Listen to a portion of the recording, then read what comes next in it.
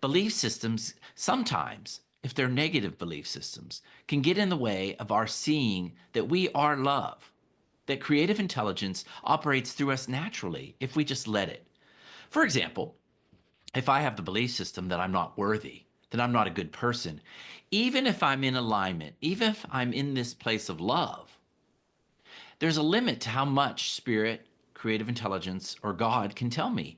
Welcome to the Spiritual Artist Podcast. This is Chris Miller.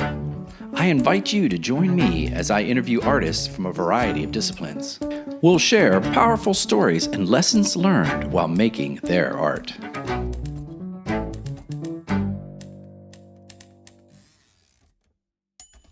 Good day, spiritual artists. This is CJMiller, the host of the Spiritual Artist Podcast.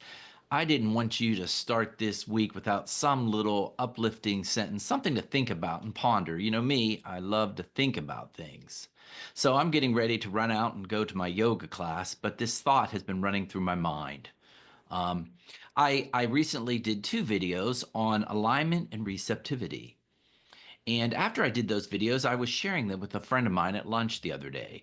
And I was sharing them with her. She also went through some training with me for the Center for Spiritual Living as a spiritual coach. And I was talking about the process of our beliefs. And if you go check out this video, you will see what I mean by things holding you back from your connection to creative intelligence. Everything in that video and the one on alignment is telling you about that you are in this perfect alignment naturally to receive intuition from spirit, from creative intelligence, from God, whatever word you want to use. But we block it. We block it with our emotional state, but we also block it with our belief systems. So I was explaining this process to Jan, and I was telling her how I see it, how I see that belief systems sometimes, if they're negative belief systems, can get in the way of our seeing that we are love, that creative intelligence operates through us naturally if we just let it. For example, if I have the belief system that I'm not worthy, that I'm not a good person, even if I'm in alignment, even if I'm in this place of love, there's a limit to how much spirit, creative intelligence, or God can tell me because I have this set point of I'm not good enough. I'll never be good enough. And if I think I'm not good enough, nothing comes, right? So I was telling Jan this, and she said, "Oh, well, the way you release these belief systems," and I thought this was amazing because I had never heard this. It was release and replace. She said, "Oh, that's the old release and replace." Isn't that funny? How sometimes there's all this information out there, right? But I wasn't aligned to hear that any time before. I never actually understood the terms release and replace. But here, I chose this lunch meeting with my friend Jan. I haven't seen her in a couple weeks. And I'm telling her what I'm working on, and she gives me just what I need to hear. I want you to understand that. I was in a place of love. I was fully connected. I was connecting with someone else. And God, Spirit, Creative Intelligence, spoke through her and gave me this piece of information that would help me. So, what does it mean to release and replace? What does that mean? Well, I since have done some research and found out that the term is broad. It's been used in the psychology industry for a long time. A lot of people talk about it in different ways. What happens is, if you have a belief system like I'm not worthy and it gets in your way, you have to let it go. So I want to tell you a story about, you guessed it, my family, because this was something I mentioned earlier. My family is highly, highly exacting. And I realized several years ago that we have a habit of critiquing things. We go into any environment and start critiquing it.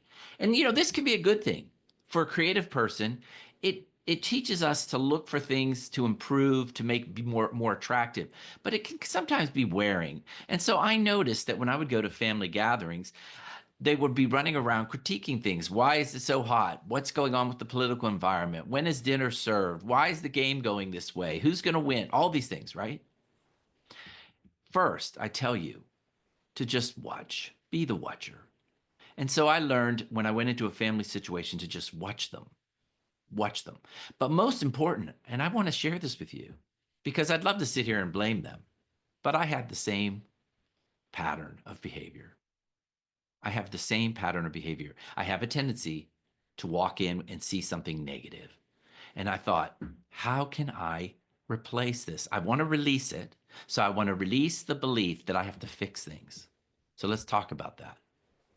We do not have to fix things. We can trust that creative intelligence is that everything is actually working out exactly as it's supposed to. Everything is always working out exactly as it's supposed to. So when something happens to you, try to feel that a little bit. Oh, there's a reason for this.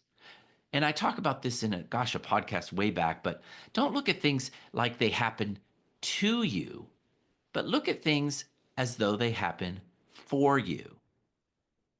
Did you hear that? When something happens, don't say, why did this happen to me? Say, how is this happening for me? What am I to learn from it? So let's get back on track because I love to talk. Let's get back on track and talk about this. What happens is we have to trust that everything is working out in just the way it is. And so I wanted to release that belief that I had to walk in and fix things. What if I just walked in presence? What if I just walked into an environment and felt it and felt the love that was there and noticed things and appreciated things? And I thought, oh, it's good to appreciate things, isn't it? It's good to have gratitude. We've talked about gratitude is a portal to connection, to spirit, to God. When we're in gratitude, we are closely aligned in that center space. So what I decided to replace the behavior with is a compliment. A compliment. When I walk into an environment, when I meet a new person, instead of critiquing, why are they wearing that shirt? I find something that I love and appreciate in them. Right there, in the environment or in them. There's always at least, actually, usually there's many, many, many, because the more you practice this, it gets bigger. But there's always one thing you can grab onto. You meet any person, even the person that you most don't want to be in a room with, you can find one thing that you appreciate about them, whether it's like, hey, Jack, that's a great tie you have on. So I release the need to criticize or judge, and I've replaced it with appreciation or gratitude. Look at the beautiful tie. I like the color of that tie. Hey, where did you get that purse? That's a great color. I love your new haircut. Do you see how I shifted my behavior? But I had to stand back and watch it. So you have to watch how you work and operate in the world. When you start tweaking those belief systems that are getting in your way, when you start tweaking them, you have to watch a little bit. So this thing I'm talking about, it does apply to the creative act. When you are in the paint studio, and I teach this to my students all the time, our tendency is to look for what is not working. We work on a canvas, we start putting down the color, and we focus on, this looks bad. This is brown. I don't like this. What if you focus on the one thing on that canvas that is beautiful? There's always one thing. There's always one thing, and you expand it. You expand it. That is what my new release and replace did here. I walk into an environment and I focus on the one good thing. And actually, there's usually more. And I'll tell you, that is how gratitude works. It's like pulling a piece of thread. And when you notice one thing, more comes and more comes and more comes. And so I now have changed that behavior. And when I walk into an environment, I watch and then I immediately find something I like. It's a great new habit. So I want you to take some time to think about what behavior do you have? What action, what behavior, what belief do you have that you could tweak with a positive behavior? So I encourage you, write it in the comments. I'm going to change this behavior, or I'm replacing this behavior with this. So I'm releasing this. I no longer am in fear of lack. I appreciate the abundance around me. See, I see abundance around me. I no longer criticize the world around me. I see the beauty around me. So I release one thing and I replace it with another. A good friend of mine, he's come on several of my spiritual art retreats. He said, oh, I love this chart, this diagram, but you don't talk about how to get back into alignment, how to move up and down that scale. And there's so many ways, I said, there are so many ways to get back in scale. And I will start sharing that. It's a good point. He has a good point. There's many different ways, but there's as many ways to get back into alignment and back into receptivity as there are sand on the beach. I'm serious. as many ways. So there's so many different belief systems, and we all have our own way of seeing the world. And I want to start with this one because listeners, you're following the Spiritual Artist podcast. If you have any belief system that you are not an artist, I want you to replace it.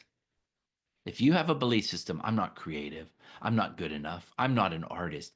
Everybody is an artist. Everybody is a creator. And you can replace that with, I am always. So here's a good way. Every time the thought comes into your head that says something like, I'm not an artist, replace it with, I get better and better every day. Do you see that subtle shift? It's a subtle shift. I get better and better every day. So, looking at this week, and as you proceed to go out into life, into the studio, I want you to tweak your language, tweak your beliefs, and always release what you don't want and replace it. And just choose one thing. I know this can be daunting when people talk to you and you're like, oh, I have all these things in my life. Don't try to fix everything at once. Just find one thing in your life, one thing that bothers you right now in this moment. So I want you to ask yourself, I want you to take a moment. If you're driving, don't do this, but close your eyes.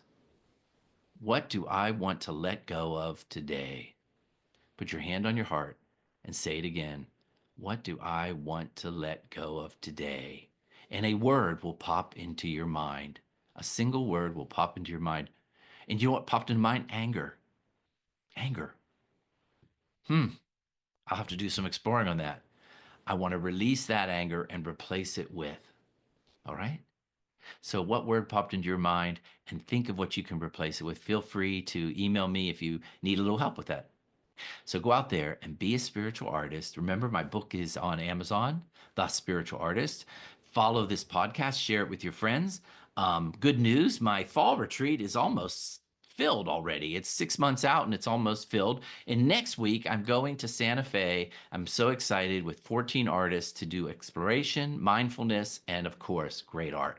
I'm really excited to be going on this retreat to Santa Fe. You know, I always change it up. The syllabus is always changing. And what's so neat about this location is we have this view of the mountains and there's a labyrinth on the property. And so I'm going to be using that labyrinth for a release and replace walk. So if you're listening to this and you're on the retreat, this is a little preview. We're going to have a little life examination and kind of review our lives, see what might be holding us back, isolate it, focus, and then let it go and replace it with something new. So a labyrinth is a great way of doing that. You prepare yourself for a labyrinth by walking inward with something on your mind. And then when you reach the middle, you can stand there and wait and see what inspiration comes to you. And when it comes to you, then you go back out the labyrinth. The labyrinth is a single path. So I want you to understand, it's not a maze. It's not something you get lost in. It guides you all the way in. It's sort of a metaphor for life. And there's an old podcast right here with Doreen where she talks about how to build your own labyrinth. So if you don't have one, check it out. It's a great podcast. And Doreen is a good friend of mine. So I'm looking forward to this retreat in Santa Fe. And we will be doing all sorts of mindful, creative art. I'll talk to you soon on the Spiritual Artist podcast.